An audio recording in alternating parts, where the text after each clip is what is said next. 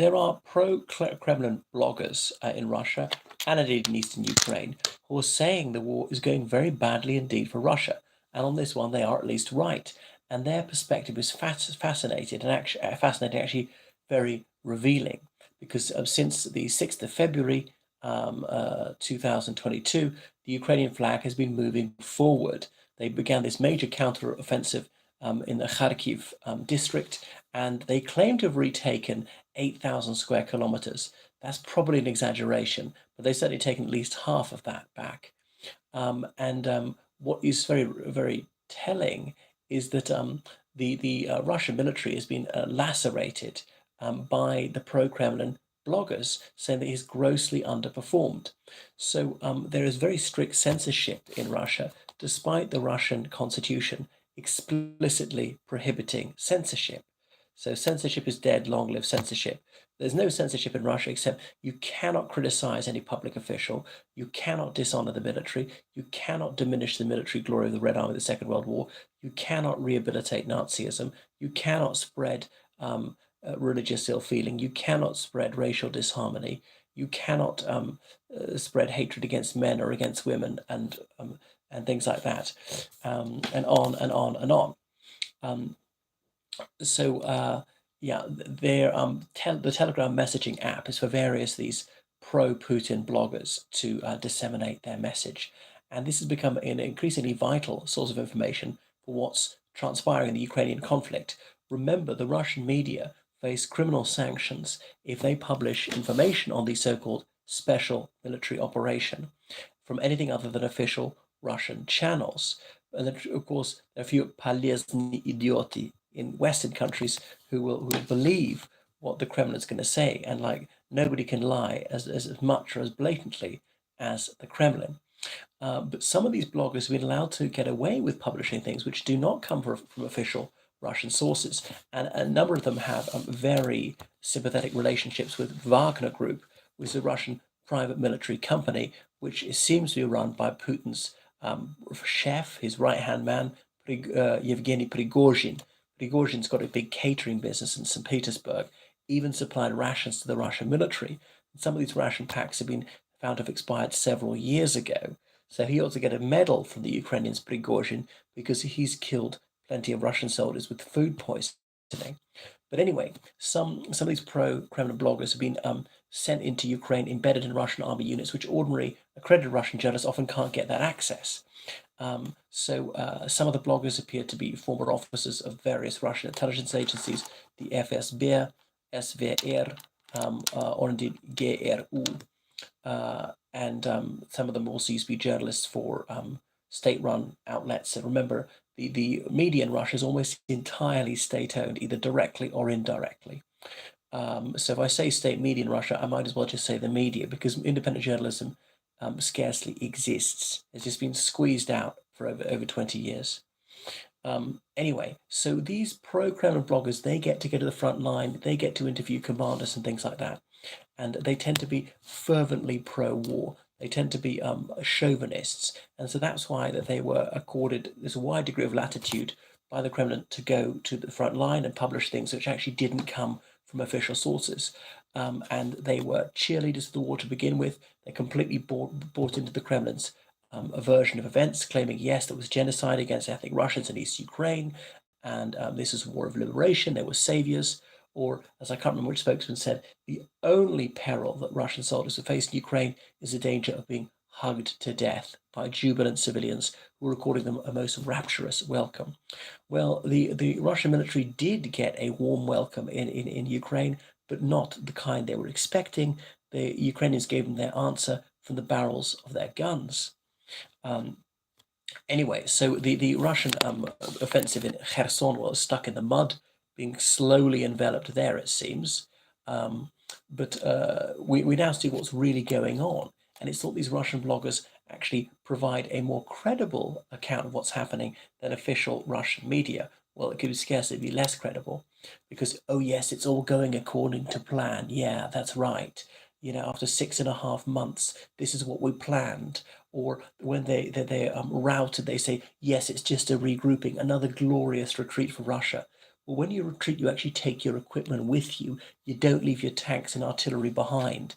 So what happens is, in their blind panic to get out of there, and I would skedaddle too, they just dump the heavy equipment, get into the fastest vehicle, and hightail it. And they simply steal a civilian car if they needs be. So anyway, so some men with military connections were on Telegram, and they were allowed to broadcast live in Russia about the course of the conflict. And of course, they were cheering it on, saying it was absolutely morally and legally legitimate. And so they were allowed to get away with this. But they sometimes publish maps, real-time information, and things like that. They highlight any defeats of the Ukrainians, and they're certainly we're going to toe the party line on, Putin's narrative, saying, yeah, that no, the Russian military have never committed any atrocities. The Ukrainians have done this to their own civilians, a false flag operation for the purpose of pinning it on the innocent Russians. And they've said all sorts of ways people can help the Russian military, what they can donate, and they encourage people to join up. So in this regard, yeah, they are very conformist, and Putin's very happy with that. But some of them have got hundreds of thousands of followers, and they're increasingly important because there's nothing else apart from state media. But as the war has gone badly, this has actually come back to haunt Putin. So this tolerance of some freedom of expression has bitten back, and it's all the more wounding because these people are feverishly pro-war, and they've highlighted the defeats. They're very despondent, and they started tearing into the Russian top brass and the Russian Defense Ministry for its incompetence, its lassitude, its inefficiency, and so on, its lack of military prowess, a fighting spirit. And why were they going forward so slowly, just inching forward, but they've been driven back very rapidly? So Starshir Edi has got about 500,000 followers, and he says that they've really been outclassed by the Ukrainian military. Ruber, as in fisherman, he's got 800,000 followers, and he's got a lot of photos of what's going on, and he regularly castigates the Russian government and the military for just getting it so badly wrong, not having enough troops or anything. And he said he's got to be frank and tell it like it is. And why did he have to tell it like it is now? He says, well, particularly because the situation is so dreadful. I don't think Russia's about to lose the war just yet, but there's certainly been some major reverses. They've got a bloody nose in the Kharkiv region, to say at the very least. There's grey zone, reverse side of the medal, and so on. Yegor Girkin, sometimes going by Yegor Strelkov, is another one who was previously in the FSB, and he was even involved in leading the pro-Moscow militias in East Ukraine in 2014. And staggeringly, Strelkov says that Russia has already lost the war. Wow. Nobody else has said that. Anyway, so Zakhar Prilepin, who's a novelist, and actually he used to be the leader of this extreme nationalist reactionary party called For Truth, ironically, and he says, yeah, there have been failures and stuff like that, and he's so irate about it. And the word he used to describe the situation is a catastrophe. Well, it is actually. So, and you think just how bad this was for Russia, because when it came to tanks, artillery, planes, helicopters, armored personnel carriers, infantry fighting vehicles, mortars, really, machine guns, anything, Russia had a huge numerical advantage to begin with. In regard to some assets, a 10-to-1 advantage. I mean, not all of those assets were actually used against Ukraine in the beginning, but on troops it was about 1-for-1. But despite their major advantages, they didn't really have surprise though. They had about 10% of Ukraine before the war. They gained about another 10%, and they've been driven back a little bit. So it really is disgraceful.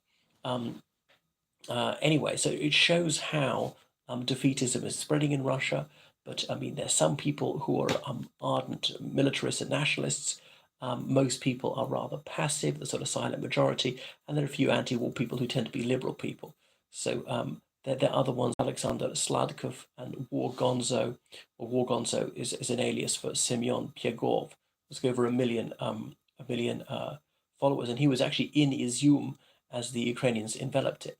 So Kremlin's been a bit unhappy about this. Starshir Edi, German Kulikovsky are also well-known bloggers.